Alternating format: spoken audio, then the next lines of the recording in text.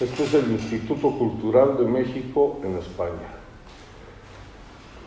No confundir con la Casa de México en Alberto Aguilera, que es de donde viene nuestra querida autora, pero suele suceder. Hay días que yo llego allá a trabajar y me dicen, no, tú no trabajas aquí, vete al otro inmueble. La Casa de México es propiedad de la Embajada del Gobierno de México, pero tiene una agenda diferente y una situación presupuestal muy diferente. Nosotros con lo que tenemos hacemos maravillas. Yo estoy muy contento de verdad, y no lo digo de dientes para afuera, de que esta sea la primera presentación en esta época y de tener aquí a Pilar y de tener un sello como Aguilar. Que se sepa que esta casa es iberoamericana, que no solamente hemos hecho cosas con autores mexicanos o con artistas mexicanos, sino que de todos los países de lo que llaman también Latinoamérica han sentido aquí su lugar. Y lo mismo les digo a ustedes. Este lugar es muy visitado, evidentemente por mexicanos, pero por personas de todas las naciones por la ubicación. Este es un lugar estratégico para quienes vienen enfrente a gritar o para quienes vienen enfrente a gritar, y para las personas que van rumbo al Museo del Prado, y es una parada obligatoria, sobre todo cuando llama la atención el altar de muertos que ponemos aquí, y luego cuando Jaime Viña o el maravilloso equipo con el que trabajo organizan talleres gastronómicos y distintas actividades. Por la situación, evidentemente, el aforo está limitado. Poco a poco esperamos que nos permitan ir metiendo más personas a las actividades de manera presencial, pero por lo pronto, digamos, el guiño que le hago yo a Pilar es que cuenta con el aroma, la solera, el nombre, aunque sea, de que presentar un libro aquí es presentarlo en el Instituto Cultural de México. Y me siento muy honrado de que haya sido además tu libro, que lo leí con gran entusiasmo, con mucho interés, y que te voy a pedir que me dediques mi ejemplar. Encantada. Para poderlo presumir. Pilar Reyes no necesita presentación, sin embargo yo sí la quiero presentar. En primer lugar es mi amiga. Fue amistad a primera vista en el Hotel Hilton de Guadalajara, en una FIL, cuando ella iluminó con esperanza a muchos autores, a mí entre ellos, y honrosamente soy autor de su época. Me tocó poder presumir que ella me ha dictado y me ha abierto las puertas de muchos lectores y las ventanas de muchos proyectos. Este es otro, sí, poder presentar a una persona que te conocí de la mejor manera posible, que es leyéndote. Bueno, aunque después busqué la fotografía, pero primero de vista. Pilar es, aparte de una mujer incansable, un timonel absolutamente garantizado para la inmensa responsabilidad que tienes ahora con el grupo de Penguin Random House, y yo aprovecho para celebrarte siempre que puedo y decir lo que siempre digo: la veo y me da hambre porque me invita siempre a comer. Un aplauso para Pilar Reyes.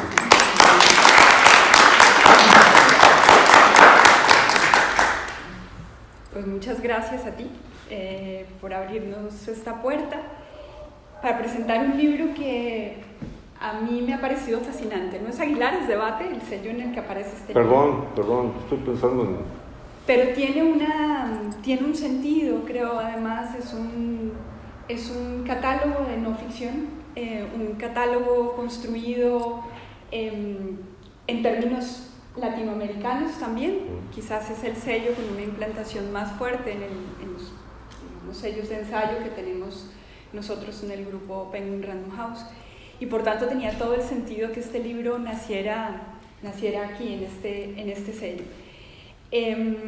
Yo leí este libro con fascinación en dos sentidos: como editora y como lectora de novelas latinoamericanas. Me encantó la decisión que tomó Michi. Michi ha sido editora de no sé, durante 50 años de la 40. literatura, 40. Ya tengo 30, o sea que durante 40 años de la literatura en español, pero específicamente latinoamericana, en el mundo alemán. Ella además ha mantenido una relación personal, de seguimiento, digamos, de estos autores en el mundo alemán, pero ha tomado la decisión de construir una historia de una historia latinoamericana a través de cómo se ha contado la historia de la América Latina en sus novelas. Y digo que es una decisión muy interesante porque no tomó solo, digamos, la decisión de contar en qué parte de la historia apareció ella como editora trabajando.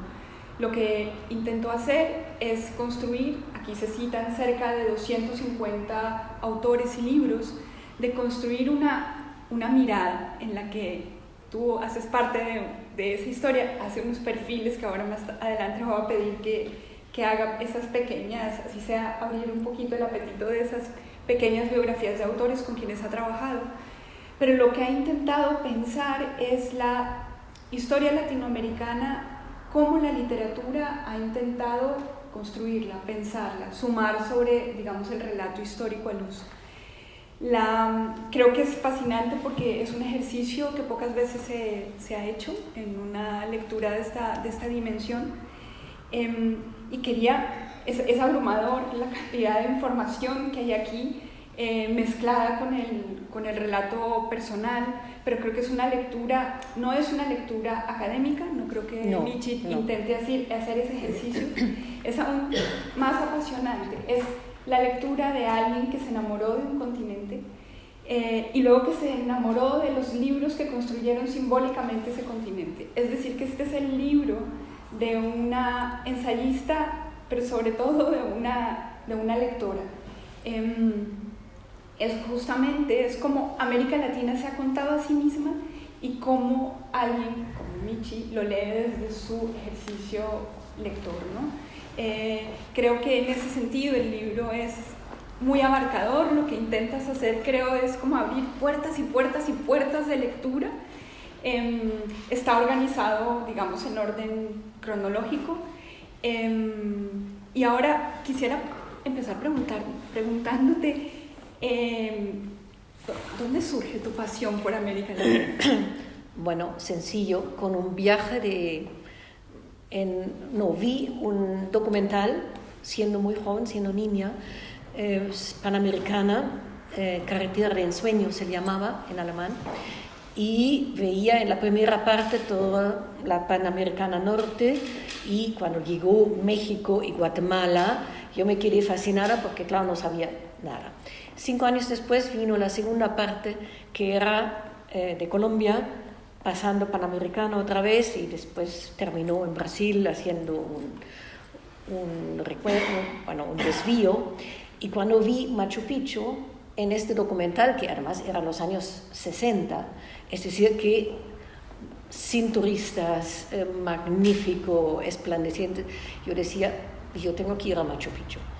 Y entonces el camino hasta que llegué a Machu Picchu fue un poquito largo, porque me empecé a estudiar en la Universidad de Colonia literatura inglesa y francesa, y de repente surgió la posibilidad de obtener una beca de 3 meses, y entonces tenía que aprender castellano. Lo que hice en el mínimo tiempo posible, pasé un examen a trancas y barrancas, y llegué con un grupo de estudiantes, éramos 6, al Perú, y llegué a Machu Picchu. Y entonces ya ahí era el año 67, salía 100 años de soledad, y yo no tenía ni idea de qué era el continente, todo nuevo, ni la historia, ni la literatura, pues nada, era una ignorante total y absoluta, pero es allí donde surgió esta curiosidad de decir, bueno, yo quiero saber qué pasa por aquí, y además, ¿para qué seguir estudiando filología francesa y buscar una coma en el siglo XVI cuando aquí puedo descubrir algo? Y empecé a leer 100 años de soledad, por supuesto, con diccionario, seguramente no entendí ni la mitad, pero me fascinó igual. Leí primeros poemas de César Vallejo, otro tanto como para no entender nada, Borges, lo que salía por allí, lo que había. Y entonces regresé a los 3 meses y decía, yo cambio todo, y quise estudiar literatura latinoamericana en la Universidad de Colonia. Era imposible porque tenía un catedrático fantástico, Harald Weinrich, y me decía, es una idea espléndida, pero yo no puedo examinarla porque no sé nada. Y eso fue la situación en Alemania, que nadie podía hacer algo. Había algo en Berlín, pero yo no estaba en Berlín, estaba en Colonia, y de ahí entonces me trasladé por otros motivos a Barcelona, y ahí, claro, encontré los autores, la agente en aquel momento, y los autores, empecé a trabajar con Carlos Barral, y me metí en el mundo latinoamericano, pero estando ya viviendo en Barcelona. Y luego terminé la universidad con un texto sobre el honor en la novela corta española, que era una pesadez total y absoluta. Pero ya que no me examinaban en otra cosa, pues tocaba pasar por el tubo. Y entonces pensé, bueno, quizás en Barcelona lo puedo hacer. Me estrellé contra la burocracia, pero tenía otra beca. Y me fui con esta beca 2 años a Colombia para investigar 100 años de soledad. Y claro, no conocía ni la flora ni la fauna, no sabía lo que era el trópico, pues nada. Empezando en cero, me fui al Instituto Caro y Cuervo en Bogotá, donde me enseñaron cosas, y así como autodidacta he ido metiéndome con el continente y con su literatura, y tenía amigos autores que me guiaron. Ellos sí me guiaron y decían, ¿no has leído esto? No has leído esto. Pues no había leído nada. Y entonces empecé a leer, y terminé mi tesis doctoral sin tener dónde presentarla. Y finalmente un profesor, un catedrático de Bonn, que era colombiano, Rafael Gutiérrez Girardot, decía, bueno, si tiene que ser sobre el pastelero García Márquez, ¿por qué no lo hace sobre Mallea? Mallea es el aburrimiento puro y duro. O Borges, pues eso sí hubiese sido más interesante, pero yo me había encaprichado con García Márquez, a quien lo conocí en Barcelona porque él estaba viviendo por allí, y no me permitió ni una sola pregunta sobre su trabajo, sino me instruía en política, que se daba cuenta que tampoco sabía nada, y que América Latina no se entiende si uno no tiene una idea de la política. Y así fue rodando la cosa como una bolita de nieve, y fue creciendo, y terminé la tesis, la presenté, y entré a trabajar en Surkamp, en la editorial, donde no tenían tampoco literatura latinoamericana, y lo poco que se había publicado en Alemania en los años 50, 60, había pasado casi desapercibido. No cuajaba, menos Jorge Amado y Vasconcelos. Eso sí, pero lo demás, Borges estaba, Rulfo estaba agotado, una novela de Carpentier cortada, es decir, que era una situación verdaderamente muy, muy pobre. Y Surkamp, que es una editorial fabulosa y tenía, sobre todo en aquellos años, llevaba la bandera de esto, y Siegfried Unseld, el director, era un apasionado de la literatura. Entonces él decía, vamos a hacer, 5 o 6 libros. Pero yo presentaba informe, y le gustaron, eso también, y eso también. Y cuando yo tenía 40, 50, ya no dije más nada.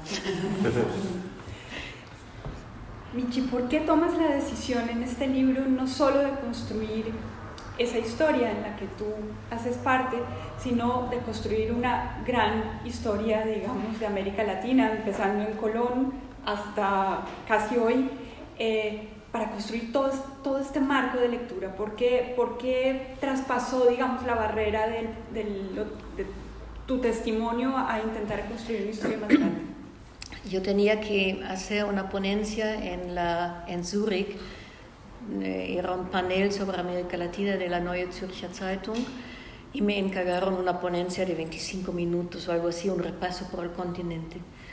Y entonces empecé a pensar, vaya, que todas estas lecturas acumuladas, pero siempre, claro, como sabes, la novedad última, se podían estructurar y dar una línea que verdaderamente ha ido pasando en estos 500 años, porque de América Latina los libros de historia en Alemania prácticamente no enseñan nada. Es decir, sabemos de Colón, Bolívar, sí, Fidel Castro y muy poco más. Bueno, luego Pinochet y la revolución sandinista, esto sí, pero de la historia, por ejemplo, todo el periodo colonial se sabía muy poco, y de los descubridores también se sabía muy poco, y entonces ya que tenía todos estos maravillosos informes de décadas, entonces he ido estructurando el libro y por pura curiosidad propia,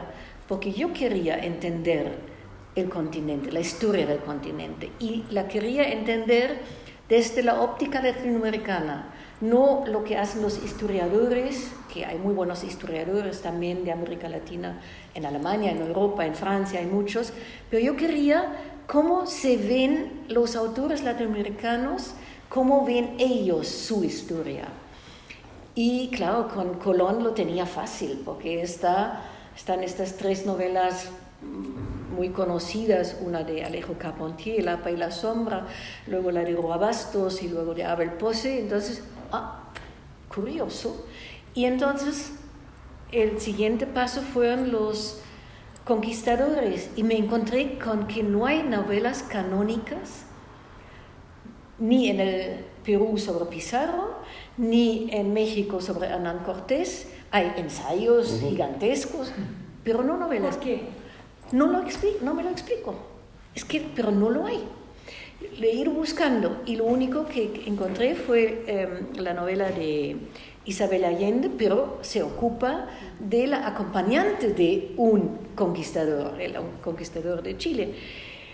Me sorprendió mucho, y entonces iba investigando, y dado que alterno Berlín con Barcelona, en Berlín tengo la Biblioteca Iberoamericana, que tiene 1 millón de volúmenes, con lo cual no hay libro que yo busque que no pueda encontrar. Entonces, cuando estaba con el libro, con la escritura, estaba buscando, pero ¿qué hay? Y así, poquito a poco, he ido avanzando. Y claro, otra laguna tremenda fue 3 siglos de la época colonial, que hay muy poco libro de novela o de ensayo. Hay unos pocos ensayos que lo tocan, Carlos Fuentes lo toca varias veces. Octavio Paz con Sor Juana. Sí, con Sor Juana, pero hay relativamente poco, por ser 3 siglos. Y claro, cuando uno se da cuenta que estaba prohibido publicar novelas en toda la época colonial, solamente podían imprimirse las Biblias y el catequismo y otras cosas por el estilo, que las novelas llegaron de contrabando y fueron muy leídos, y había círculos también de mujeres muy interesados en Colombia que se pasaban los libros y no sé qué. Entonces, curioso, la primera novela latinoamericana es El Periquillo Sarmiento, 1816, creo. Sí. Y ya cuando llegué a Bolívar había un poco más, y siempre combinándolo con la investigación en la biblioteca, a ver si yo estaba muy equivocada y que mis lecturas no habían encontrado esto y lo otro, y me quedé bastante sorprendida. Y así fue llegando, bueno, después el siglo XIX, todas estas guerras que había en todo el continente, y empieza la plaga de los dictadores, es decir, que ya los famosos como el de Paraguay, de Francia, que cerró todo el país y dejó una puerta para dejar el correo, ¿no? Como lo dice Gabo. increíble del general Santa Anna en México, que no solamente perdió casi la mitad del territorio a Estados Unidos. Y también perdió su pierna. Sí, que fue enterrada y sacada y vuelto a enterrar y vuelto a sacar. Y lloró en el entierro de la pierna. y entonces, claro, la fascinación creció por todo lo que no sabía y bueno, y ya luego los famosos autores del boom efectivamente se han ocupado mucho de contar su historia, ¿no? De todos modos, en el libro tu referencia es sobre todo a la literatura del siglo XX que ha pensado el pasado. No estás, digamos, haciendo en un sentido una historia canónica de qué novelas hubo en el siglo XVI o siglo XVII o siglo XVIII. Lo que ves es cómo el siglo XX, que quizás es el siglo de construcción nacional, si queremos, sí, fue leyendo todo el pasado a través de la literatura, ¿no? Creo que además era un corpus más abarcable, ¿no? Que algo... Bueno, como lo dijo Octavio Paz, ¿no? Que la novela, que la literatura latinoamericana en las dos ramas, la brasileña y la hispanoamericana, es una lectura tardía, es decir, que él dice que la literatura rusa salió en el último tercio del siglo XIX y la literatura latinoamericana nació en el primer tercio del siglo XX, con lo cual efectivamente en el siglo XIX tampoco había mucha literatura por allá, había algunas obras, Machado de Assis en Brasil es el más moderno quizás de todos, pero era muy poco, con lo cual, digamos, también era una tarea que se podía intentar. No tenía que regresar a todos los siglos anteriores, porque entre tres siglos que no se podía publicar, el siglo XIX que era muy convulso, con una educación casi inexistente, imitar un poco modelos europeos, pero lo genuino, lo creativo, propio, según Octavio Paz, y yo creo que lo ha analizado muy bien, es el siglo XX. Sí, ahí mismo también citas a Paz, que menciona, es un espacio que nació, digamos, destinado a ser lo porvenir. Es el mismo ensayo de Octavio donde dice, sí, ¿no? Sí. América nació ya siendo como la tierra del mañana. Exacto. Entonces, para poder hacer este mural, entre paréntesis, yo quería proponer que Michi Strausfeld sea considerada dentro del grupo de muralismo mexicano, a la par que Diego Rivera, Orozco, porque lo que es un inmenso mural maravilloso, policromático, pero también pensé en Humboldt, pensé en que anduviste con una lupa cuando ya llegas allá para ver de cerca las cosas y probar sabores, pero nunca dejaste de tener el telescopio, de tener perspectiva. Es decir, de poder alejarte lo suficiente como para ver las cosas con una objetividad muy notable. ¿Estás consciente gracias. tú de ello? No. Bueno, pues anótatelo, porque esa es una virtud tuya. Perdón. La idea de porvenir me sirve para enlazar otro gran capítulo que hay acá, que es América Latina y las revoluciones, ¿no? Te preguntaría cómo crees que la novela lo ha interpretado, desde la Revolución Mexicana hasta, por supuesto, la Revolución Cubana, que en el libro tiene un especial protagonismo, y cómo ha interpretado la novela. Bueno, la Revolución Mexicana efectivamente creó toda una secuela. Hay un género que se llama, un subgénero, la novela mexicana de la Revolución. Y hay cantidades, pero luego hay obras tan majestuosas que la tratan que también intentas comprender cómo fue México verdaderamente en 1910, después de 3 decenios del dictador Porfirio Díaz, y qué es lo que hicieron y cómo vivía la gente desesperada, como para sumarse a Pancho Villa y a Emiliano Zapata. Entonces están también las películas que están en la mente, pero las novelas ahí también te explican verdaderamente la pobreza, la desesperación, la ilusión de tener algo. Y claro, el gran éxito de la Revolución Mexicana, a mi modo de ver, es la alfabetización de la gente que hizo José Vasconcelos. También esta idea de la raza cósmica, que es por primera vez subir el indio, el indígena, y darle un papel de reconocimiento, de aceptación. Yo creo que la Revolución Mexicana, aunque luego también estaban las secuelas de otras guerras y todo lo demás, pero ha sentado las bases para un México moderno, que a trancas y barrancas está avanzando. Y al menos con esta revolución se han evitado otros dictadores, porque ya que cada dictadorzuelo solamente tiene 6 años y después tiene que desaparecer, pues no es tan grave como en otras revoluciones como la cubana, como la de Nicaragua y como la de Venezuela.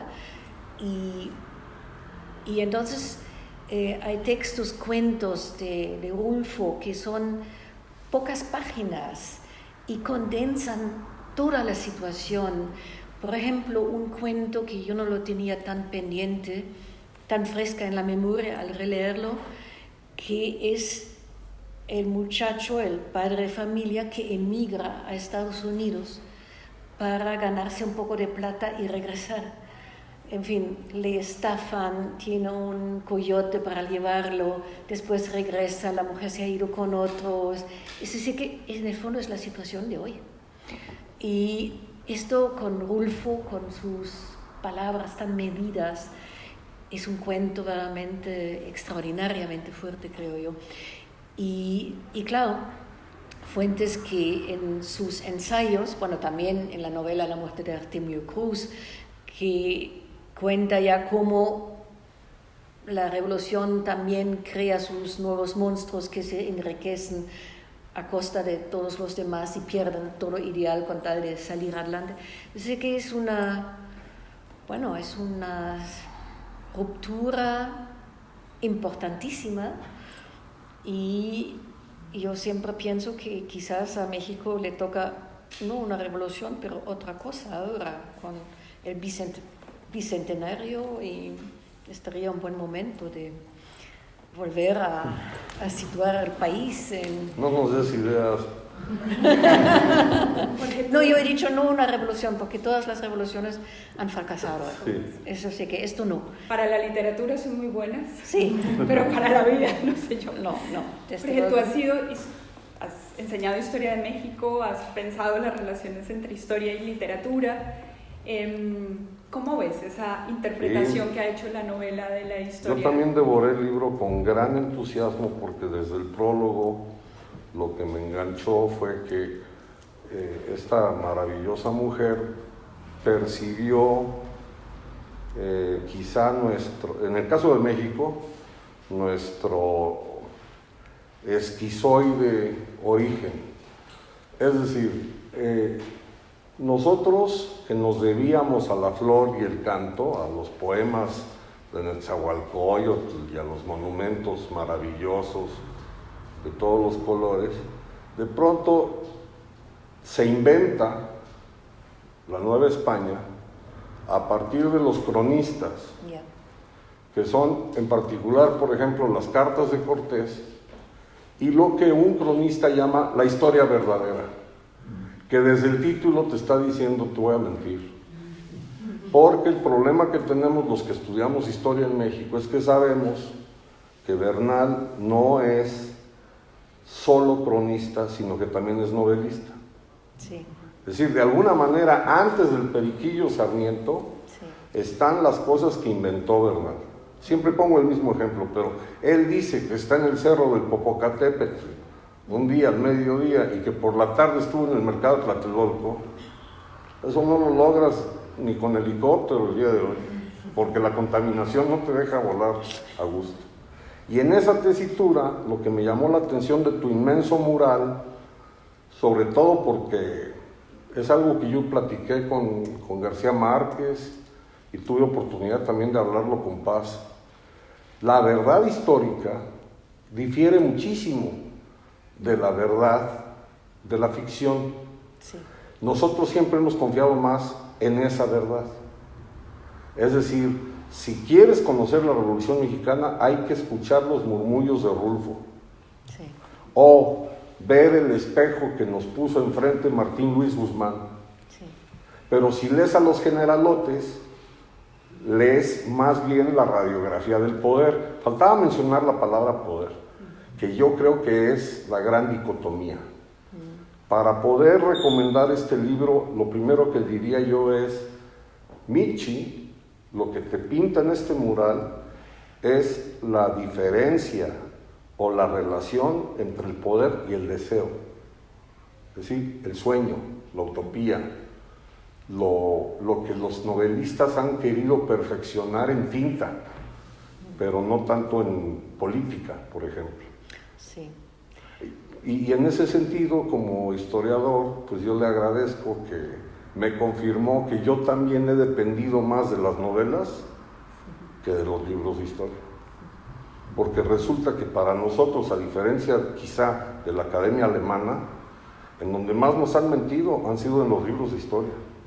Y los que nos han contado las verdades, pues han sido García Márquez, el gran Sertón Veredas, por ejemplo, o muchos cuentistas y novelistas, cuando que se supone que ellos son los mentirosos, ¿no? Sí, sí. García Márquez, en un diálogo que acabamos de publicar, con un diálogo que se conseguía en fotocopias y yo tengo el original del 67. Sí, ese fue un diálogo mítico sobre en la Universidad de Ingeniería de Lima. Vargas Llosa invita a García Márquez, que justamente viene de Buenos Aires, del gran éxito de 100 años de soledad, a tener un diálogo sobre la novela latinoamericana. El diálogo es fascinante. Sí. García Márquez usa muchas veces, cuando intenta, él le rehuía, y seguramente por eso en la conversación contigo nunca quiso hablar de aspectos como técnicos de su libro. Le parecía que eso era un problema de los críticos, que él no respondía a razones, digamos, técnicas a la hora de elaborar una historia.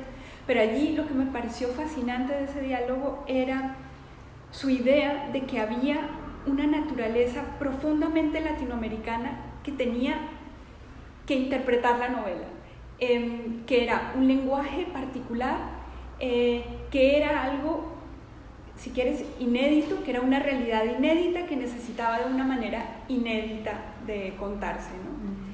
Y aquí entramos al boom, donde tú tienes en este sentido un papel protagónico digamos, en llevarlo a Alemania, pero en un momento también estuviste trabajando con Barral. En el libro Michi hace algo que a mí me ha encantado, que es como pequeñas semblanzas de estos autores. Quería preguntarte por el García Márquez que tú conociste. ¿Cómo era? Bueno, lo conocí a través de unos amigos en una cena en Barcelona y éramos 6, 7 personas y prácticamente no pude hablar con él. A la salida él sabía que yo quería escribir una tesis doctoral sobre él, pero dado que el mundo académico lo despreciaba olímpicamente, entonces pensaba, bueno, nada. Pero me dijo, yo ya sabía que iba a viajar con la beca a Colombia. Decía, bueno, cuando vuelva de Bogotá ya me puede llamar y a ver. Eso lo hice 2 años después y entonces es cuando él me daba instrucciones políticas.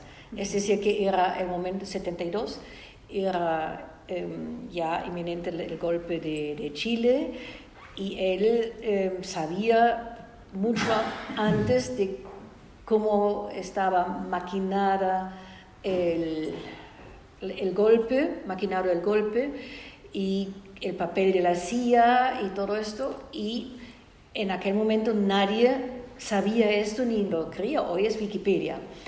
Y entonces le importaba mucho de que yo supiera que 100 años de soledad estaba anclada en la realidad colombiana.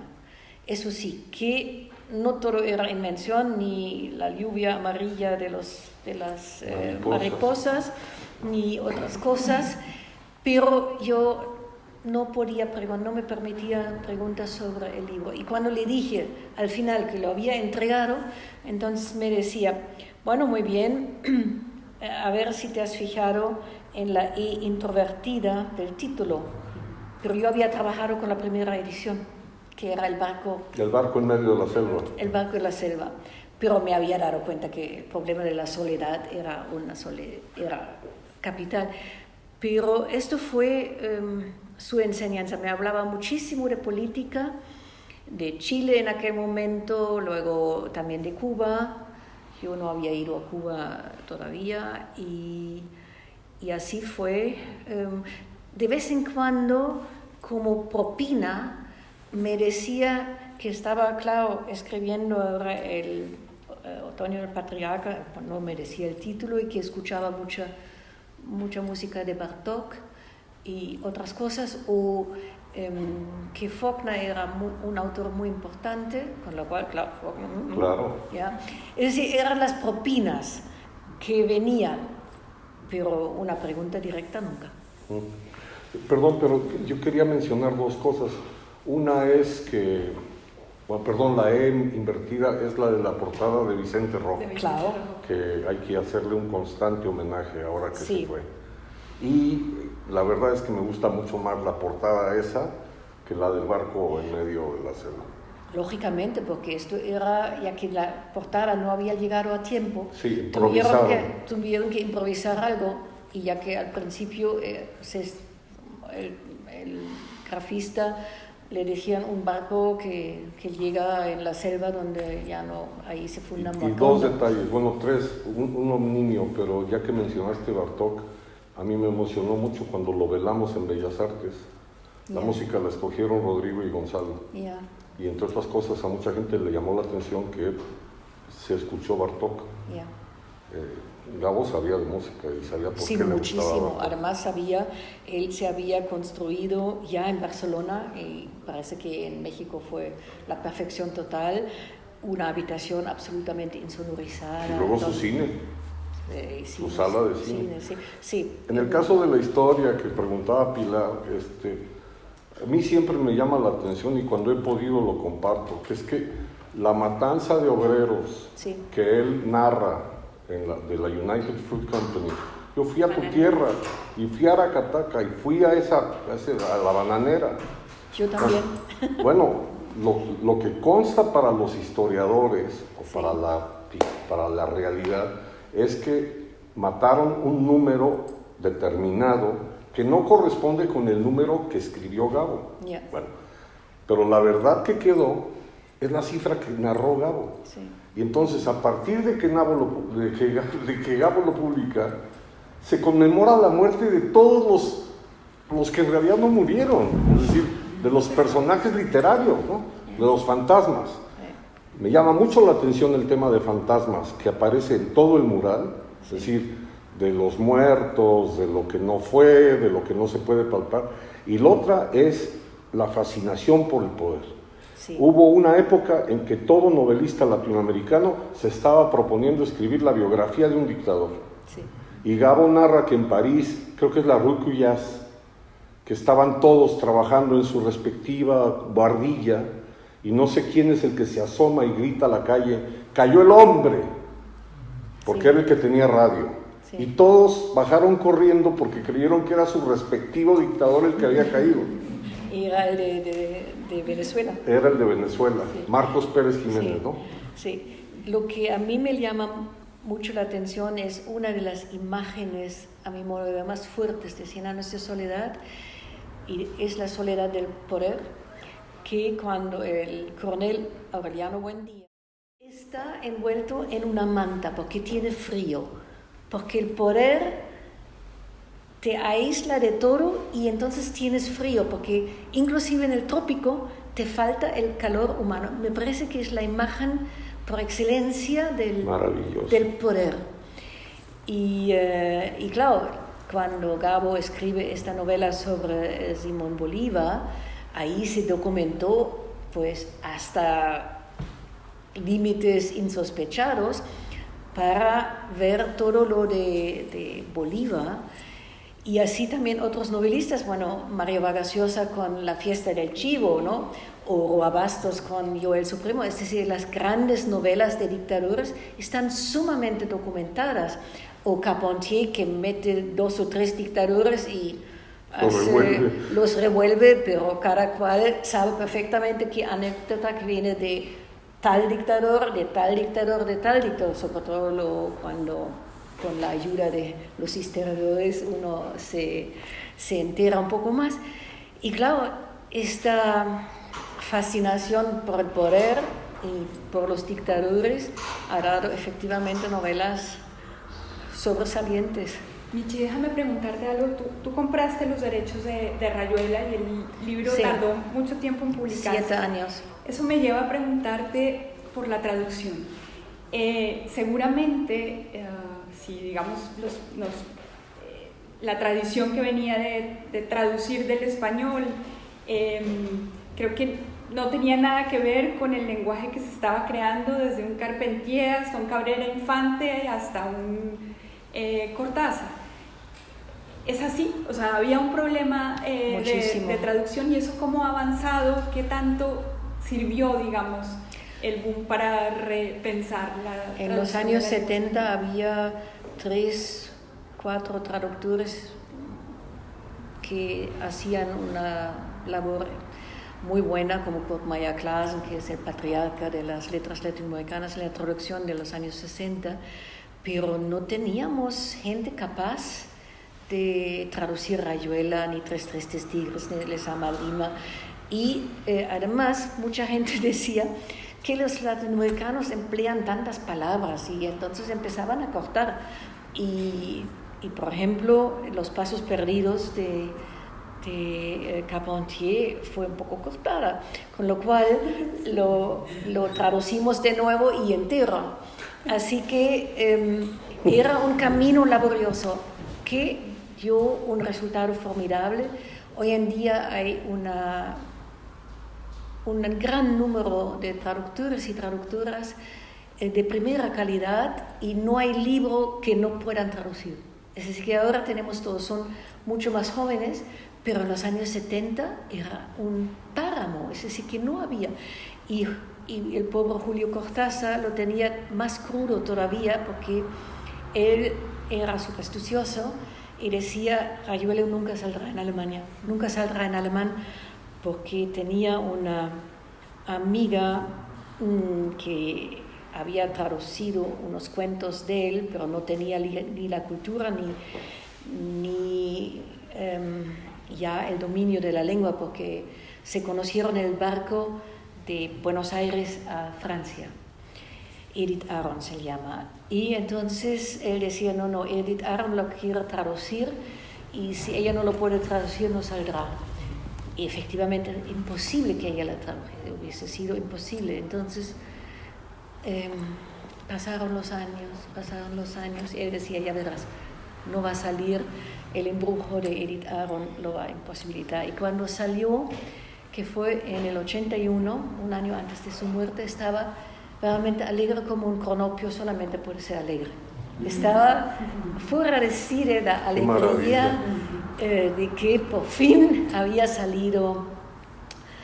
Lo tradujo un novelista alemán que había vivido en España y tenía estilo y tenía todo, pero no tenía tampoco tanta cultura que hay en este libro. Y entonces, cuando entregó la traducción, se tuvo que enviar a una mujer que se llama Anneliese Boton, que era el diccionario ambulante, sabía todo, una mujer de una cultura a la par. Y esta descubrió todo lo que faltaba por descubrir, con lo cual el resultado está bien, pero 7 años. Lo que es una maravilla de escucharte es cómo hablas español.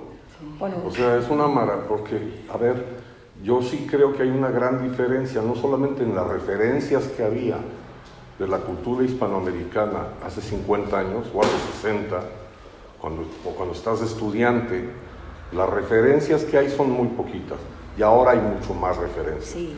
Pero yo me imagino que este libro en alemán también ha ayudado a despertar mucho más familiaridad, es decir, como contexto. Sí, Ahorita volví a confirmar que sí está publicado en alemán. sí está publicado. ¿Ya te llegó digo, ya te lo agradecieron tus paisanos? Sí, lo que pasa que salió también muy poco antes de COVID, ¿ya? Y fue muy bien recibido, también había una segunda edición. No, y el confinamiento es el escenario ideal para leerlo. Y ahora viene la edición de bolsillo. Bravo. Así que ha ido, dentro de todo, ha ido muy bien. Lo que pasa que había planes muy bonitos que se fueron abajo. Entre ellos un viaje con el presidente de la República a México y a Costa Rica a finales de marzo del año pasado. Se retomarán en algún momento. Sí. Sí, pero faltará. Michi, tú desde el 67, ese primer viaje, hasta ahora mismo has seguido leyendo la literatura latinoamericana sin parar. Te preguntaría, hoy, ¿cómo es el estado? ¿De qué está dando cuenta, digamos, la literatura de la realidad latinoamericana de hoy? Bueno, mucha. Bueno, hay algunos... bueno, está este género que ahora está despuntando también mucho en América Latina, la novela policíaca, que sirve de pretexto para hablar de la realidad. Tenemos Padura en Cuba y tenemos en Argentina, la más famosa, Claudia Piñero. Jorge Fernández Díaz, escritor, no el canciller de aquí, sino sí. el escritor y periodista argentino, tiene una tesis muy buena sobre la novela policíaca en América Latina. Dice que en la novela policíaca de América Latina no puede haber inspectores de protagonistas. Casi siempre son periodistas. Así el inspector no es un héroe, ¿no? Sí. Y luego están todo este grupo nuevo de cronistas que hacen la investigación periodística a fondo y luego lo trasladan a la literatura. Como lo del narco en México. Sí, y estos hacen un trabajo, yo creo, de información sobresaliente. Pero luego ¿considerarías esa crónica y la crónica latinoamericana un género literario? O sea, sí, un género literario, ¿te parece que está interpretando? Yo creo que es un nuevo género literario y es bonito hacer el arco y llegar a las crónicas del descubrimiento. Sé que es bonito, que se puede investigar mucho, pero está saliendo. Y luego hay muchas novelas y cuentos que hablan de la realidad, también muchos textos escritos por mujeres, Fernanda Melchor ahora en México, de todos los países, Juan Gabriel Vázquez de Colombia, Santiago Roncaliolo de Perú. Es decir, que en todos los países hay nuevas voces que reflejan la realidad y claro, con técnicas y influencias muy diferentes de los de antes. Es decir, que el cine tiene un papel importante en la escritura. También lo que me llama la atención es que muchas novelas son muy delgaditas. Por ejemplo, me gusta mucho Selva Almada en Argentina, que sus novelas son muy pequeñas, pero muy profundas. Luego Rodrigo Rirosa, que nos informa ahora del avance de los chinos en Guatemala, cosa que todavía no ha salido en la prensa y ya sale en la literatura. Con lo cual yo creo que el compromiso político de los años 60 está out, esto está pasado, en fin. La literatura engagée es de tiempos pasados, pero hay un compromiso con la realidad, con los países, y con lo cual yo creo que seguir leyendo estos jóvenes ahora que brotan en todos los países, hasta en países donde nunca antes hemos tenido grandes autores. Yo pienso en Ecuador, en Bolivia, en Paraguay, Honduras, es decir, que en todas partes salen nuevas voces y muchas voces femeninas. Y claro, estos van a hablar de sus problemas, de sus países, de sus sueños, de sus pesadillas, y es la labor tuya de pescar lo que es bueno, y además lo haces maravillosamente bien. Tengo 2 preguntas antes de abrir al público si quieren preguntar. La primera tiene que ver con la idea de América Latina como concepto. García Márquez en ese diálogo también decía que si las naturalezas de los países fueran muy distintas, en la literatura se podía construir una única y gran novela, ¿no? ¿Tú qué piensas de esa idea? ¿Te parece que hay un ente que se llama América Latina o eso es una visión más bien Yo diría sí y europea? no. Yo creo que lo que decía Gabo en aquel momento era esta idea de configurar un continente a través de la literatura, los que los políticos no lograron. Es decir, llevar el sueño de Bolívar a la literatura donde sí se podía construir algo, y Octavio Paz también lo cita muchas veces. Pero claro, América Latina es muy diferente y la literatura es muy diferente. Cuando en Alemania siempre se dice, bueno, ya el realismo mágico lo conocemos, entonces yo siempre digo, bueno, realismo mágico en Borges o en Onetti o Elena Garro, sí. o Vargas Sí. Llosa. Y luego Brasil, claro, es continente aparte, pero a la vez forma parte de América Latina. Y el Caribe, que es otra entidad muy diferente. Entonces yo creo que es como un mosaico, y hay cosas comunes, sin duda alguna, aparte de la lengua, aunque los regionalismos estén fuertemente desarrollados.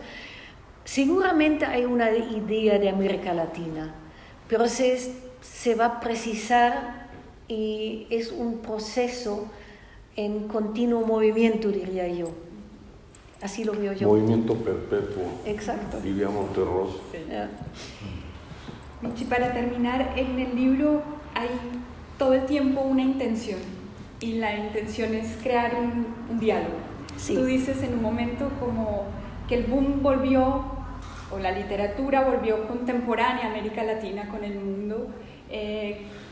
Quizás además muchas de esas novelas fueron escritas en Europa. América Latina siempre ha visto Europa como un referente, y de alguna manera citas a Paz diciendo, cuando viví en París yo era el más cosmopolita con respecto a otros poetas franceses. Allí se ha establecido un diálogo par. La intención del libro, dices tú, es cómo conocernos logra, digamos, establecer un diálogo de tú a tú, de algún Exacto. modo. Yo como editora siento que cada vez, y no sé si sea una percepción equivocada, pero que los tiempos son muy distintos a los años 60 y 70, y que el interés en Europa por Latinoamérica, incluyendo España, es mucho menor. Sí. Quiero preguntarte cómo lo ves y cómo crees que esa situación puede cambiar. Mira, efectivamente es así. América Latina ha perdido mucho interés por la literatura, por la política, por todo. Yo creo que es una gran equivocación, y un diálogo de tú a tú igual necesita conocimiento. Entonces, quizás este ensayo, este libro, facilite un poco conocimiento y también interés y fascinación por este continente, porque Europa es muy chiquita, y los chinos ya sabemos que avanzan, y los norteamericanos están ahora un poco menos presentes, pero están ahí. Entonces, América Latina podía ser el continente por excelencia de unirse con Europa, y se hizo un intento con el famoso quinto centenario en 1992, que Felipe González y otros hablaron de crear puentes, de hacer que Bruselas se interesara más por América Latina, y esto 20 años después o 30 años después ha desaparecido el mapa. Y yo creo que la globalización empezó el 13 de agosto de 1521, con la caída de México Tenochtitlán. Día de San Hipólito. Sí, y entonces es otra posibilidad de decir, bueno, vamos a intentar a crear nuevos puentes que podrían ser de intelectuales, de autores, de los políticos. De una vez deberían despertarse y decir, antes de que toda América Latina se vaya también a manos de los chinos, despertémonos, porque todo lo que está pasando allí no lo miran en Europa, porque África está más cerca y de ahí vienen los refugiados. Entonces hay que ver cómo paramos esto, y ahí los chinos ya lo tienen todo. Y América Latina están avanzando. Esta ruta de seda, la famosa ruta de seda, también la quieren hacer en América Latina, de Santos a través del continente hasta Ica en el Perú, donde se está construyendo en un pueblo mísero un puerto para containers gigantescos para llevar todo lo que pueden y tenerlo más cerca. Es decir que yo no entiendo por qué los políticos no quieren ver esto y ponerse a trabajar con economistas que inviertan. Es decir que por las culturas tenemos vínculos comunes. Aunque América Latina no sea ni España ni Portugal, por supuesto, pero están las lenguas y están influencias culturales, más lo autóctono, lo que viene de los países, que da una riqueza impresionante. Entonces, ¿por qué no aprovechar esto para crear un nuevo diálogo? Así que la globalización, ahora 500 años después, ¿por qué no crear otra utopía, otra... Bueno, y eso que no has mencionado el galeón de Manila, Sí. el galeón del Pacífico. Sí. Cuando se juntaba, según decía Bernardo de Valbuena, China y la India se juntaban en realidad en la Nueva España. Sí, es cierto. Y además, en México, donde está lo autóctono, de una riqueza cultural impresionante, llega todo lo de España, llegan las influencias de Manila, porque a partir de 1530 o algo así llegaba un barco con las cosas de Manila una vez al año a Acapulco. Esto que es tan mexicano viene de la India y se empezó a usar desde el galeón, el paliacate, que el nombre también viene de la India. Yo tenía dos preguntas rápidas, perdón. Una, respecto al idioma. Me pregunto que los que no sabemos alemán, cuando preguntamos sobre una palabra, a nosotros nos llama la atención cuando te explican que en alemán se puede construir un nombre juntando palabras, ¿no? Y a veces son tan largas que por eso no le entendemos a las películas y no entendemos muchas cosas. Pero me pregunto si una de las cosas que a ti te llamó la atención de la literatura latinoamericana de diferentes épocas es esta especie de exuberancia, de lenguaje barroco. Bueno, de todo hay. Está Rulfo, que es más parco, que difícil, es como Kafka, ¿no? Sé que cada palabra, o Borges. Y luego están las novelas de Jorge Amado, que tienen muchos adjetivos. Como Selva, sí. Sí, y por eso te digo, pero hay una melodía, hay mucha poesía, muchas imágenes que son muy propias, diría yo, de América Latina, y hacen que esta literatura sea tan cautivante. ¿Tiene más acceso hoy a libros traducidos al alemán de nosotros? Sí, totalmente.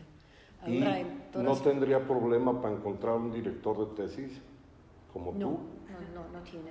Es decir, que encima los franceses se quejan mucho porque ahora hay más estudiantes de español que de francés. Que a toda madre. Y entonces en todas las universidades hay catedráticos jóvenes que saben mucho, que estudian, que han estudiado mucho. Así que No hay facultad de lenguas románicas en Alemania ahora que no ofrezca literatura latinoamericana. Pues cierro con una obviedad, por lo menos mi participación. Es evidente que eso se debe a la gran calidad de la literatura hispanoamericana. Exacto. Y a autores absolutamente deslumbrantes como casi todos los que mencionaste. Pero se debe también en gran medida a personas como tú. Y la maravilla es que lo demuestras hablando como si hubieras nacido en Iztapalapa, y ojalá y hubiera tacos para poder invitarlos a cenar a todos, o tequila, pero lamentablemente se los debo para cuando pase la pandemia. Vale, muy bien, Enhorabuena, aceptado. te agradezco tu libro. Gracias. Y dedícamelo. Encantada.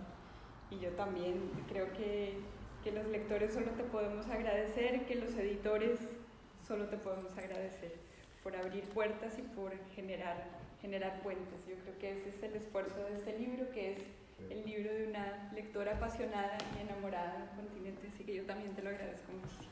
Gracias. Bravo, un aplauso para estas mujeres.